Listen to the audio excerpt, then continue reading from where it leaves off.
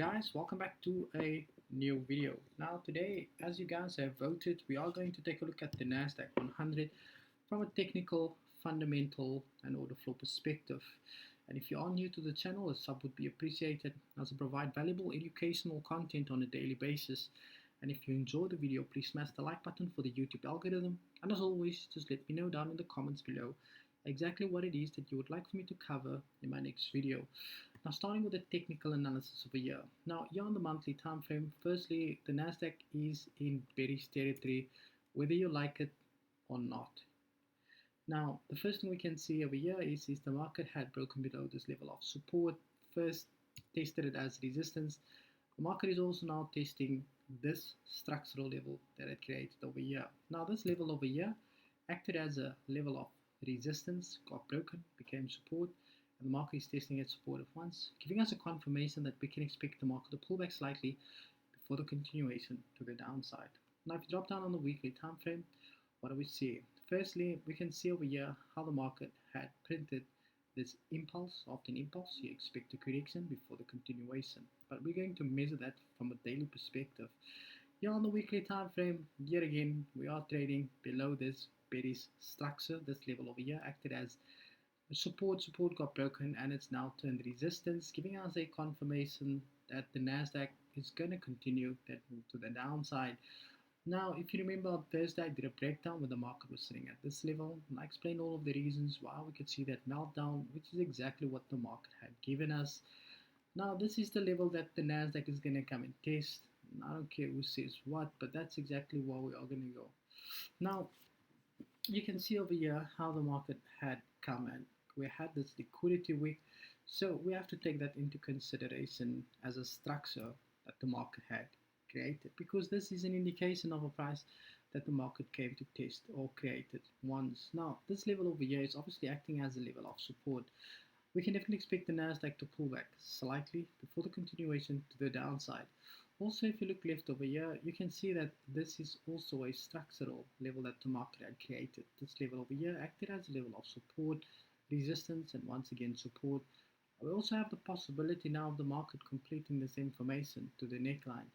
And also, if you take your Fibonacci there from the high to the low of the impulse, because you after an impulse you expect a correction, you can see how the 61.8 is lining up perfectly with that structure.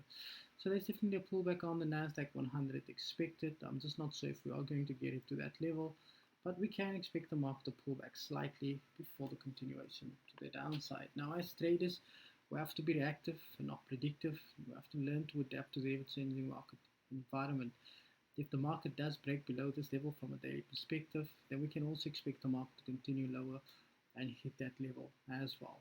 But the first point of reference would be to see a pullback to that level before the continuation. If this happens, then we just adjust to it there as well.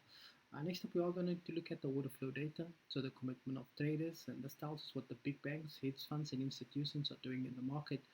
I can see, based off last week's report, there's been a lot of indecisiveness in the market, where hedge funds came in and they closed 13,890 longs. They also closed 12,118 short positions. The overall net positions had decreased from 13,000 to 12,000, but we can see how the overall net positions went from minus 989 all the way sitting at 12,000 as well. So we could potentially see the Nasdaq gain some strength to the upside first before that continuation to the downside. Now, if you go look at some fundamental data over here, it says here certain mega cap technology stocks dragged on the Nasdaq on Tuesday.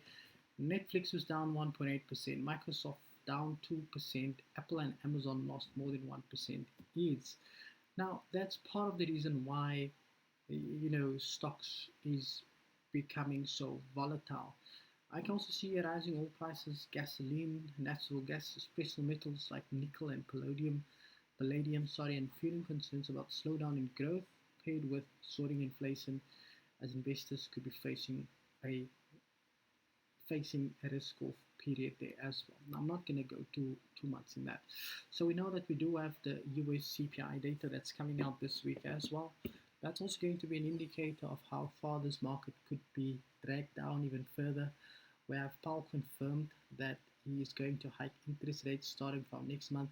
I can slowly see how hedge funds are busy selling their stock portfolios or the positions that they have in the stock market, because why the Nasdaq has been falling since we have spoken here in January. Now, the Nasdaq, like I said, is quite bearish. This move to the downside is going to continue.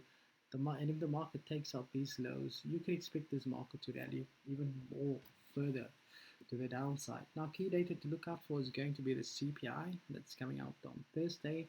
Once that CPI becomes available, we can get an indication of how hard this market's going to fall on the 13th of February as well. But from where we are now, I definitely expect some pullback.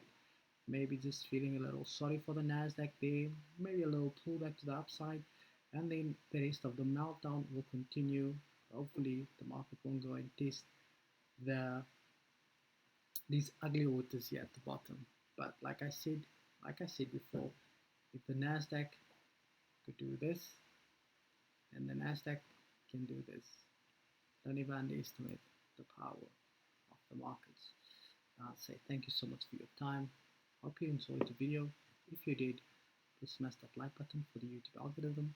And as always, cheers for ears.